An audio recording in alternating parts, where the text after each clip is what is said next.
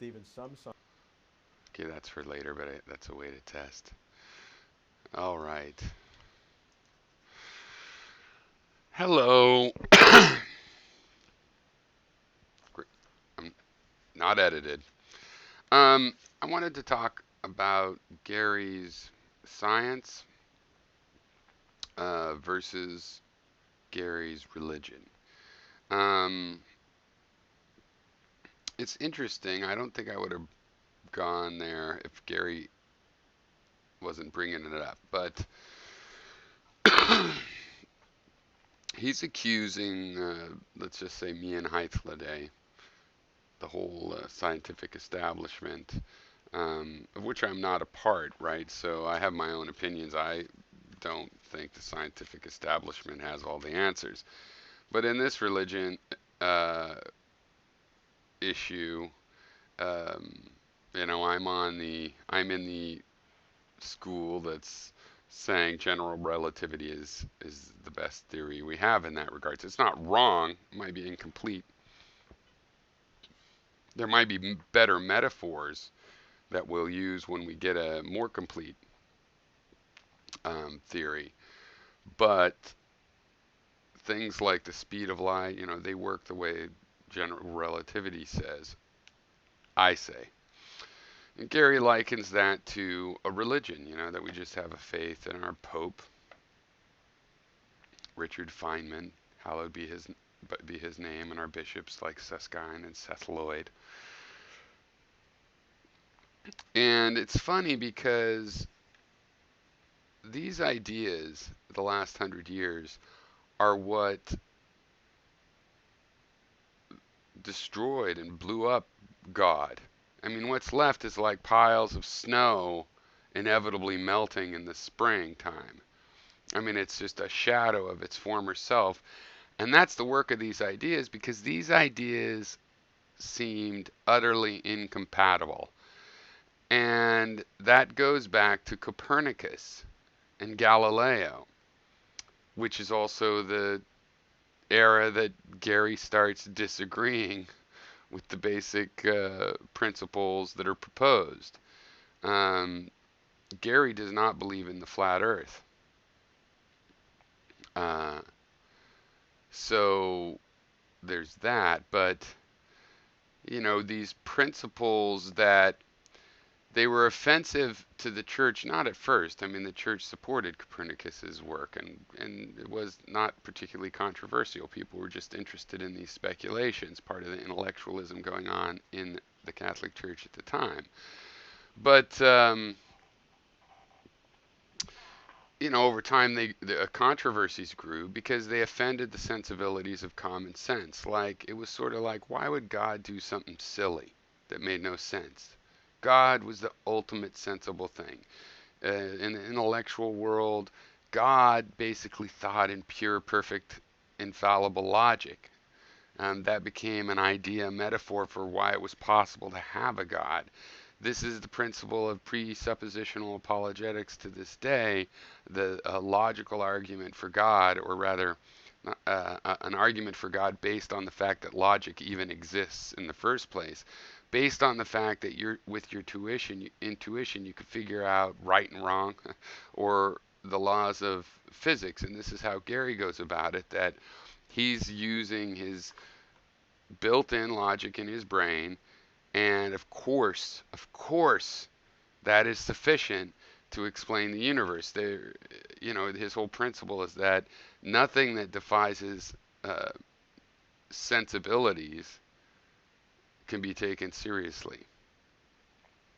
And he has big void blank spots in what he will understand, and he'll kind of go back and forth between hearing it, and he's watched videos that said it, and you can at this point see what he's willfully ignoring, like with the Feynman video that he uses as support, that Feynman says, oh, but there's a problem, it would cause this other thing we don't see.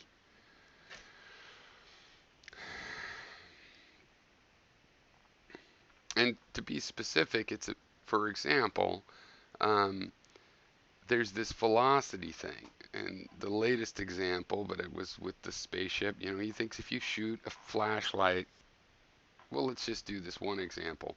The Earth is estimated to be going with various Doppler shift kind of readings of nearby stars and things like that. They have an estimate of the speed of the sun rotating around the galaxy, right?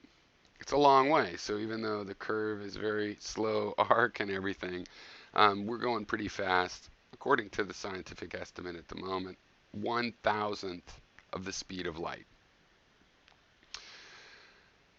And that is pretty fast. So Gary thinks that, let's say that it's uh, let's say it's going around there. Let's say it's sunrise. I think I got that right. It's sunrise. And so if you point a laser straight up in the sky, it's pointing in the direction that the Earth is moving around the sun. Oh wait, this is more complicated because the solar system's like at 60 degrees off of the plane of the galaxy.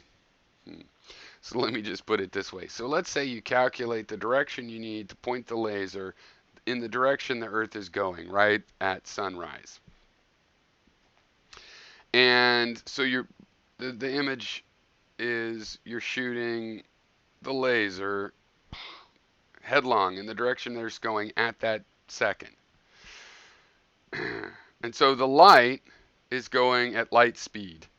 Gary and I would both say that, but we mean slightly different things, um, by it.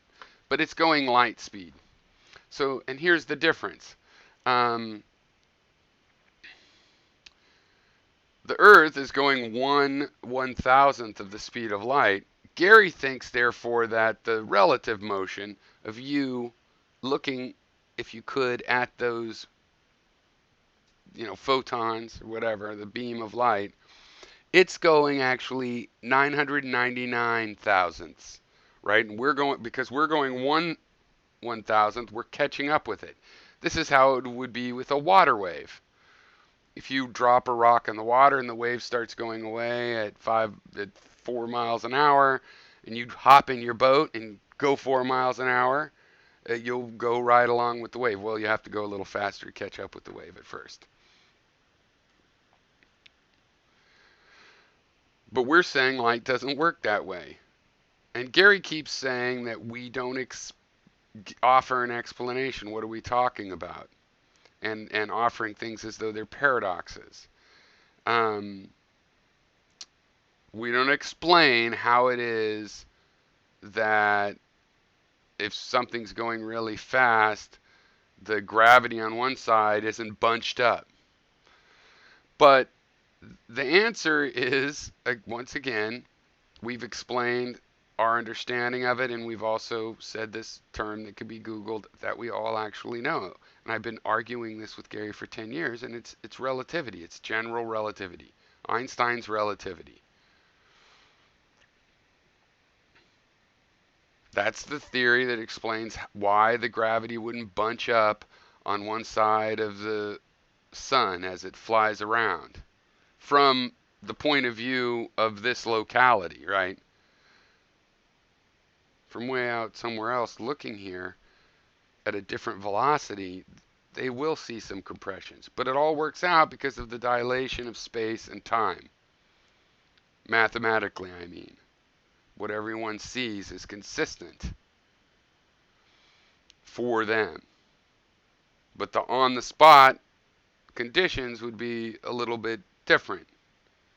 All right, so the answer of the explanation of how could that work is general relativity. Gary says we haven't even given an explanation, but the explanation is general relativity. Now, Gary rejects general relativity, right?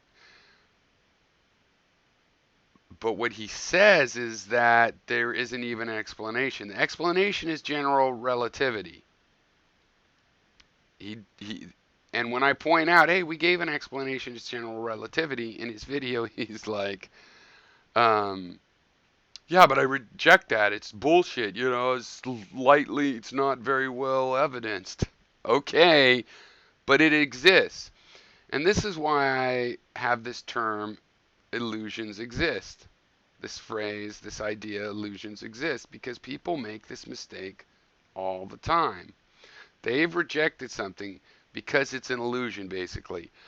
He also says we're liars, but I obviously believe that from the evidence we've seen, and experiments I or you or we have read, but in my case, me, that I have read, they look like general relativity explains the phenomena in those experiments. Now, as I said, it's not complete. It doesn't explain chemistry or love or lots of things it doesn't even talk about. But of those things, the evidence that's relevant and this theory, they correlate really well. So I think that the universe looks like general relativity holds true. Gary's saying that's an illusion. He also says, no, it's a lie. But if you assume I'm not lying and I believe it, that the fact that the world looks that way is an illusion because of my love of waves and their woo-woo nature. Something we've never seen in nature, a wave. And I just love them, which is true.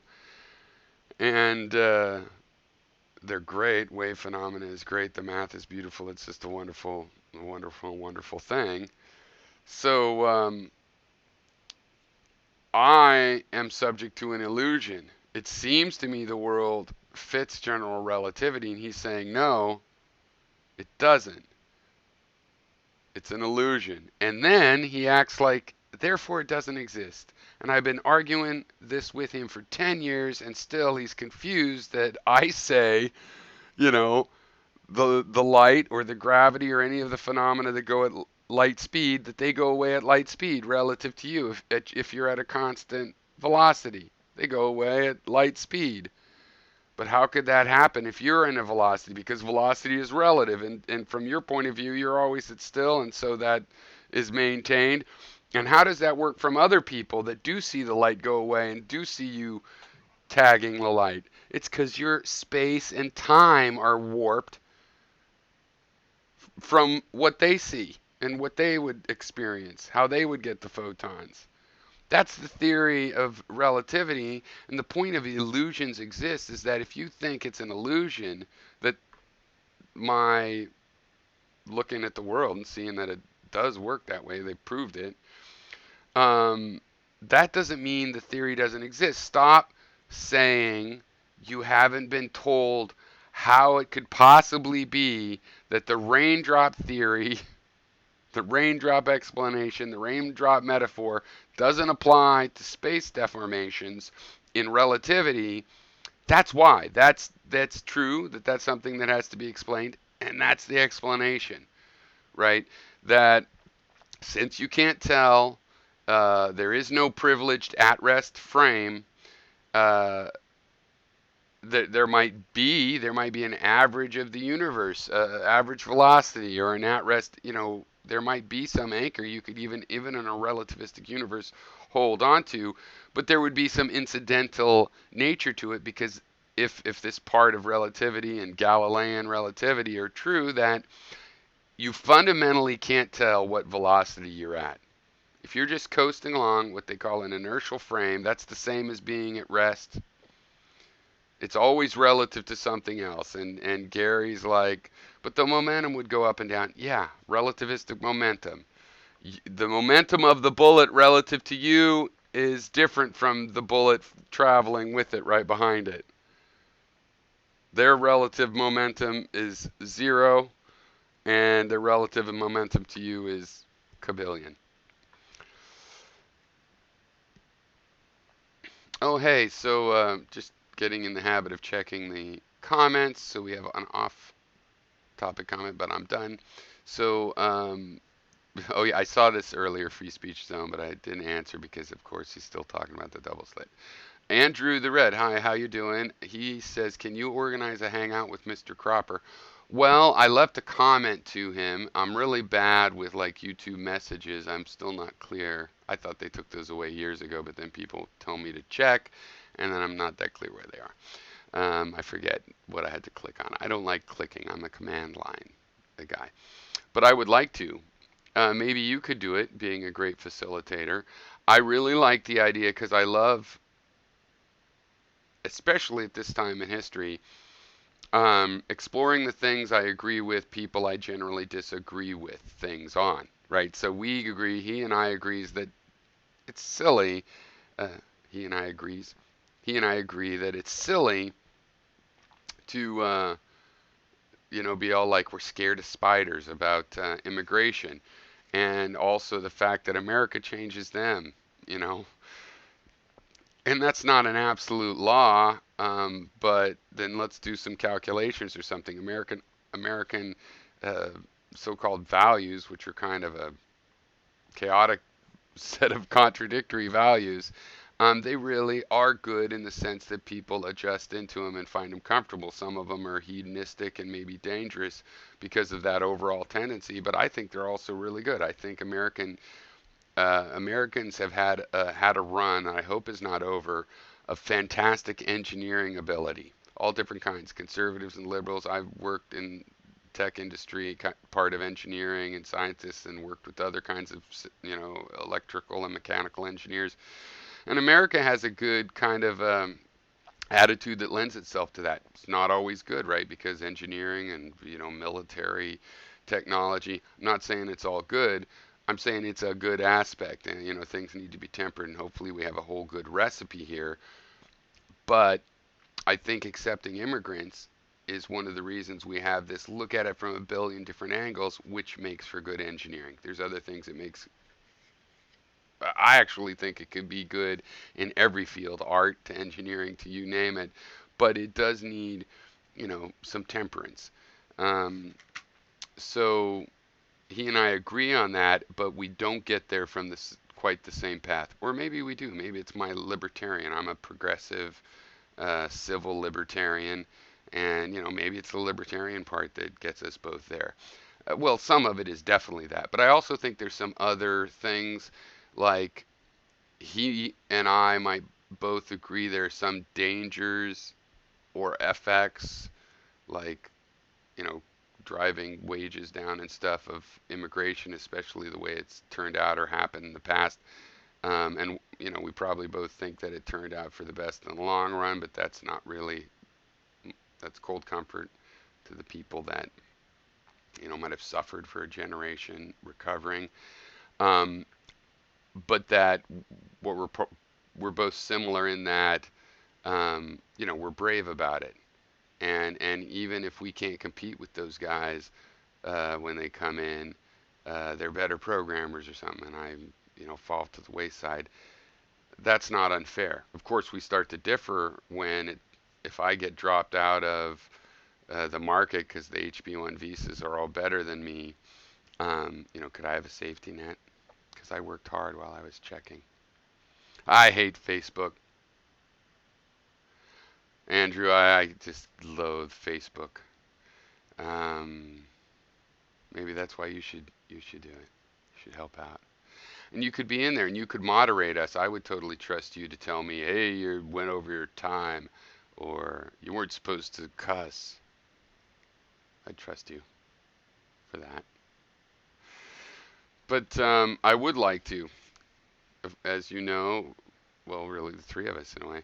Um, I guess I've talked to him for years. He's one of the ones since he left for long periods at times.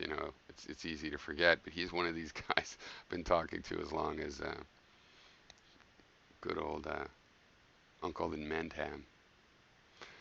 He's an objectivist slash something, Ayn Randian school teacher, one type of person.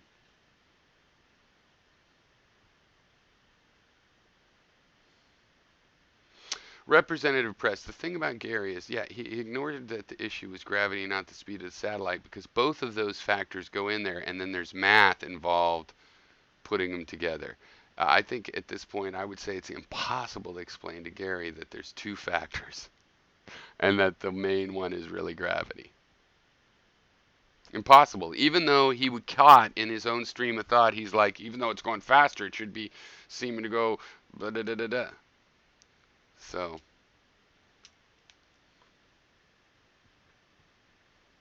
metabolism.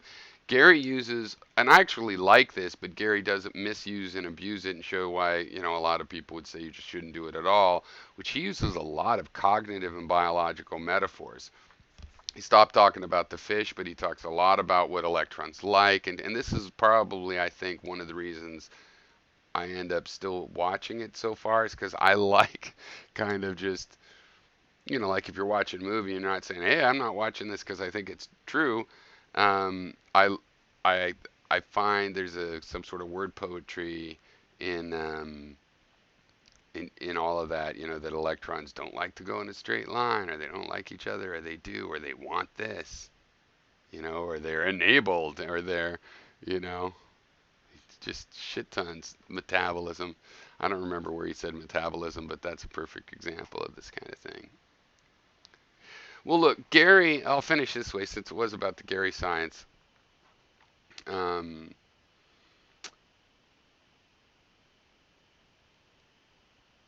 he has this experiment of shooting a laser. And then he sort of conveniently disagreed with me, but it doesn't matter. His numbers, they're also measurable. And he stretches them out, making them less and less measurable. But here's the point. If the sun is going 1,000th the speed of light around the galaxy, and there's hardly any curvature there or anything, so that might as well be a linear speed. That's totally visible over a quarter of a mile, even a tenth of a mile, if you're careful. And Jesus, you could get a tenth of a mile real quick. I mean, just 50 feet in your yard, back and forth bounced 8 times or something. You're, so this is very doable. And it doesn't matter what your prediction is at this point. That's not the only part of experimentation. The prediction of the amount, I mean. The main prediction here is that throughout the day, since the Earth is rotating around, therefore the laser will be rotating around, right? And so the angle of the laser apparatus is like on a big carousel throughout the day, and it turns around, and the Earth, though, and the Sun are all going in one direction. Whatever the velocities are throughout that day, it's actually one direction, and the Earth is moving you around. So when you target your laser, if he's right, it's it's going to go in a little ellipse of some sort, depending on the fact that we're on a curved Earth and everything, right? And we're rotating, but not around our center. We're rotating around something else's center. So the end result of that transformation is you're going to have a little tiny ellipse on the target where the laser spot is. And if it's only a little tiny bit, because it turns out the Earth isn't going very fast, or because we know it's at least going fast enough to go around the sun. If the sun's sitting at Gary's rest, then it's at least going around there, and that's measurable, that speed. But then you want to go more like, a mile, you want to go further. All right, and then you have beam divergence problems too, but that can be solved. I looked into all of this. I could do this experiment. Okay. He won't do it. Doesn't matter the prediction of how much. Do it and see. It'll be a small circle, and you'll be measuring our speed. We're not going that fast. Or a big circle. Wow, we're going faster than anybody thought. He doesn't want to do that because he has enough common sense probably to realize, look, if a laser bent that much during a day, it bent to the left and then it bent to the right, somebody would have noticed that. So anyway. All right. Cheers. I'll see you guys later. I think I'm going to make some more videos, but I was thinking of watching some old videos and commenting on them too, because I was realizing something different between me. People are talking about like, well, Milo said that a whole year ago. It's like even when I was 19, I was like, as aware as I could be of what I said at 9. I didn't feel guilty about it, but it's like you still think about it. You don't forget the past to move on. You remember the past. If you forget the past, you don't move on. You keep repeating the shit you were supposed to learn already. So, I've been on YouTube 10 years or whatever. I'm just rounding. I don't know at this point, 10 plus probably. And I'm still saying the same thing. I mean, the best versions of things I said, I did PowerPoints and some presentation software. Wasn't really PowerPoint probably, but probably OpenOffice. And things like that, and some Keynote with my Mac. I did do those. And,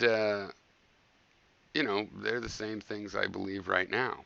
It's part of the problem. It's like, was I supposed to be repeating myself for 10 years? I don't think so.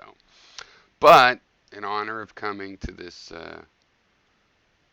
half a century mark, 49, um, and the idea that, well, I'm not going to live forever, there's got to be some sort of arc to a life, then that means that I can't be trying to climb in my understanding forever. And I would go back and see some of the stuff I said 10 years ago and see if I'm right, that I still agree with it. But I do.